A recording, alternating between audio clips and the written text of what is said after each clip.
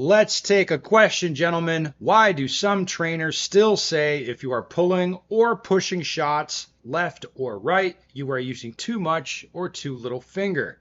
Why am I actually pushing shots off center in live fire, but the dot stays on the target during dry fire?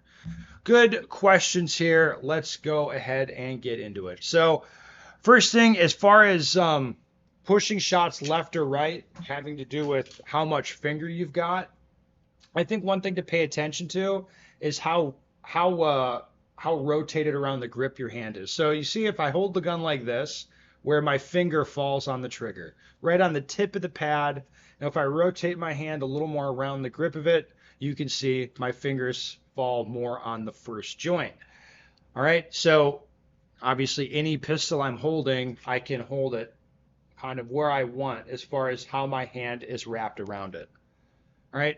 So what you can kind of think here is depending on the model of the gun, this will change a little bit. But if I hold the gun like this and just reef on the trigger, you can see the muzzle moving a little bit. Like what I would say is I'm tending to pull the gun to the right as I pull the trigger. Again, you see the muzzle moving. Now, if I rotate my hand around the gun more towards the pad, now I'm I'm just tending to pull the trigger straight. So to me, this is what I think about when it's like where exactly your finger is falling on the trigger. To me, I'm thinking about rotating my whole hand around the gun, which for different models of guns and different hand sizes or whatever, there's going to be a position there where as I move my finger back, I'm going to tend to pull the trigger straight. Right? And then if I rotate my hand around a little like this, now I'm pulling to the right. And if I rotate my hand around a little more, like now it's doing something else.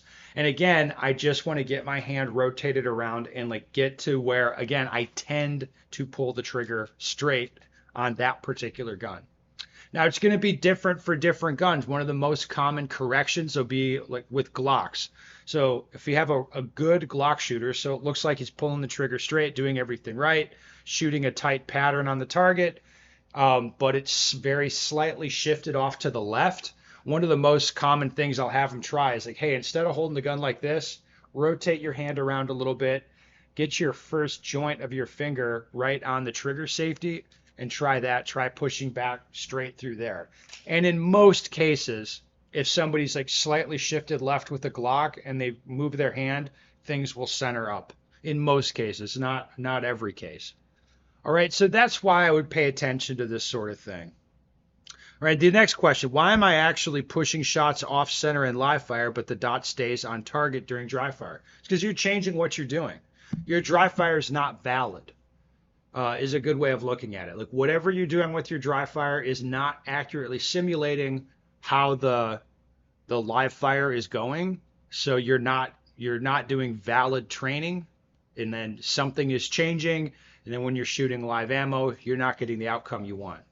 What I would do is look at your dry fire. Are you holding the gun exactly the same way, pulling the trigger the same way?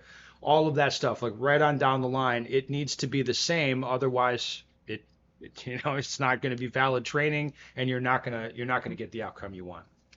Anyway, hope you found that helpful. Questions, comments, put it below.